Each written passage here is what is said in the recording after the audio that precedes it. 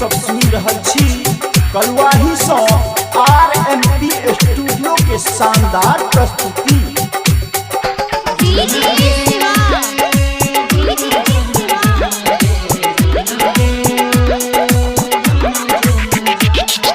Singing by DJ बेगाना।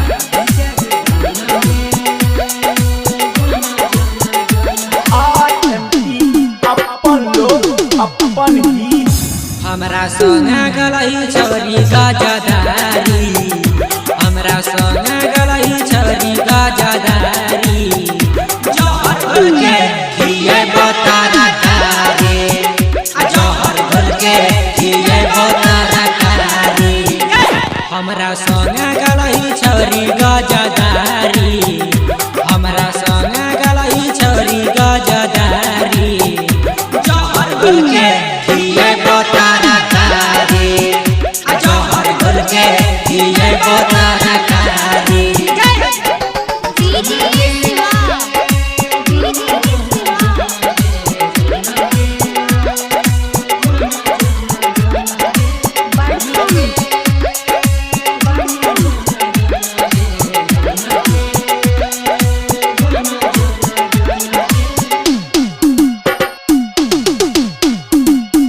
है गए तोरा हम चाहे रियो अपना बीजान से, तैयो खेल गल ही छोरी हमारा अरमान से।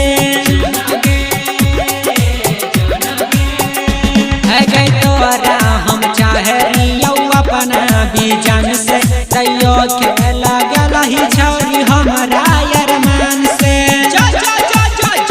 तोरा दुआरा बहुत मारा मारी, तोरा दुआरा होय तो मारा मारी। जहर घोल के खिए बतारा कारी, जहर घोल के खिए बतारा कारी। हमरा संगे गलई छोरी गाजदारी, जहर घोल के खिए बतारा कारी। रिकॉर्डिंग बाय RMP स्टूडियो कलवाज, RMP स्टूडियो कलवाज, RMP स्टूडियो कलवाज।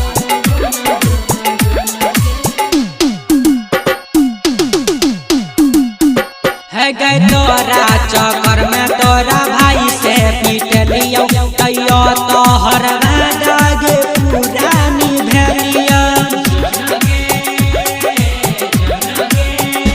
है गए तोरा चक्कर में तोरा भाई से पीट लियो, तैयो तोहर वादा गे पुरानी भेलिया।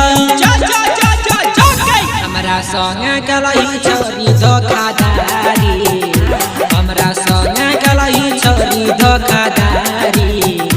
जहर घोल के खिए बतारा कारी, जहर घोल के खिए बतारा कारी। हमरा संगे गलई छोरी गाजदारी, जहर घोल के खिए बतारा कारी। सब सुन रहल छी कलुआही सँ RMP स्टूडियो के शानदार प्रस्तुति।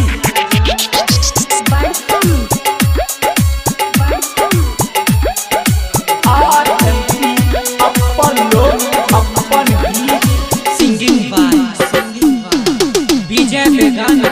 है गए भारत कुंदन के तू बनले मेहमान गई, अब तो हमारा जिंदगी भे गई बेरान गे।